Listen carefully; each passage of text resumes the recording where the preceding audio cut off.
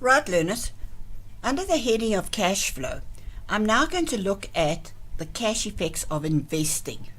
Now remember that in cash flow, there are three different sources in which you can get the cash. Now one of those is investing. When we look at investing now, we need to realize that investing is a lot more than just investments. And the one that we use at school is the fixed deposit. Now we all know that we put money into a fixed deposit in order to earn a higher return. That's an investment. So any movement in your investment, money going in or money going out, is going to affect your cash. Money goes out of the bank into an investment, or the other way around. But investing is a lot more than just your fixed deposit. It's also your fixed or your tangible assets. Businesses invest in land and buildings, hoping to get a growth and be able to sell at a higher price, and it also means they've got a place to operate their business. They will invest in vehicles or equipment, all assets that are needed in running their business. So your fixed assets plus your investments, in other words, the non-current assets, are what makes up your investing. So let's take a look at a fixed deposit. We will have an opening balance and you'll have a closing balance. Now this information is going to come from your balance sheet, your statement of financial position. What was the balance at the end of last year and what was the balance at the end of this year? Now there can be movements, there can be changes in this. Now you might put in extra funds into a fixed deposit, so you're depositing more. So while your funds, your investment is actually increasing, what we need to realize here is that your bank is going down. So while your fixed deposit increases, your bank goes down. And it's your bank that we're looking at when we're dealing with a cash flow. If a fixed deposit matured, remember, fixed deposit is put in for a period of time, and after that period of time, it matures. The date is due. And that fixed deposit comes back into the business's bank account. So while your fixed deposit account will decrease, that's why it's in brackets, your bank will go up. You can't have the same money in a bank account, a current account, your checkbook account, as well as in the fixed deposit. It's in one or the other. So they'll work opposite to each other. So you need to assess, when you're doing cash flow, first of all, what has happened to your fixed deposits. Now, if I look at this question 16, on which I'm focusing at the moment in this exercise, and if you look particularly here at your fixed deposit, it was 50,000 last year.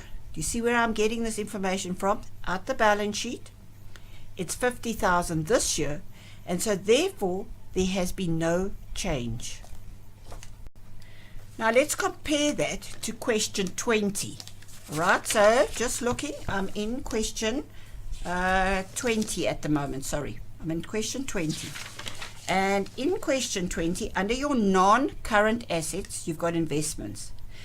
And you can see here, last year, there was 200,000. This year, there's 320,000. And if you look at the information underneath, there's nothing more about fixed deposit. So all we can determine is that your fixed deposit has gone up by the difference, 120,000. So if your fixed deposit has gone up, that will have a negative effect on your bank because you'll have less money in your bank account. Now let's look at fixed assets or tangible assets. Now this is your total that appears in your balance sheet, and it would be your carrying value. Remember, the whole point of doing the fixed asset note is to be able to determine what the carrying, the book value is of your fixed assets. And so you will have an opening balance and a closing balance as part of your fixed assets in your balance sheet. Now what is important to note is that in the case of fixed assets, especially if you've got vehicles and equipment in there, there's this thing called depreciation. Now depreciation will decrease your assets. So if you had 240 at the beginning, you would have 220 at the end because there was depreciation of 20,000. Now that is not a cash inflow or outflow. Your fixed assets are going down, the value of them is going down because you're depreciating. There's no associated cash with that. You're not buying anything, you're not selling anything. So the first thing you've always got to look at when you look at fixed assets is to say, what was the balance at the beginning? What depreciation did I write off? And look at the end balance. And then that can tell you whether there was any other movements. Now this information I've got here is the same as your fixed asset note that you do when you do a balance sheet. So for example, if I then told you, let's change this, and let's say that I actually tell you that you've got 300,000 at the end of the year. Now we had 240 and we know that we depreciated by 20. That means I'd have 220,000. But my closing balance is 300. In that case, I must have bought an extra 80,000. If you buy and sell, then they have to give you the information. So let's just going over that. You had 240 at the beginning. You wrote off depreciation of 20. And at the end of the year, you've actually got 300. So we know this is not balancing. 240 minus 20 is 220. But I've got 300. So I must have bought an extra 80,000.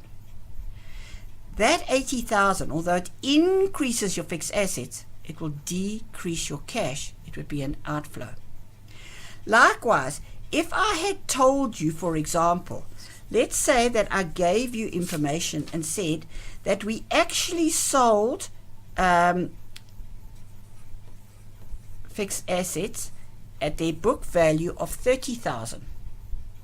Now, if you had 240, and this is always the book value figure, you sold for 30, 240 minus 30 is 210.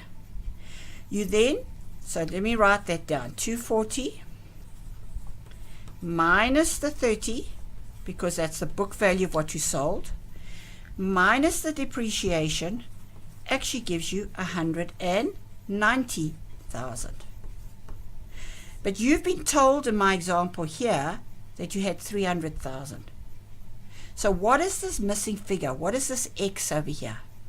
So 240 plus something minus equals 300, and you can work that out, and that's 110,000. My apologies. 110,000. So now let's take a look at question 16. If we look here, the first thing under your non-current assets, you've got fixed or tangible assets, and you've got your opening figure and you've got your closing figure. So on my table, I'm going to go and put in my opening figure was at 2,967,500, and my closing balance was 3,440,885. So we know that my fixed assets have increased, but we can't just subtract these two. Remember, this is always at book value. That's what the figure, this figure that is sitting here in your balance sheet is your book value figure.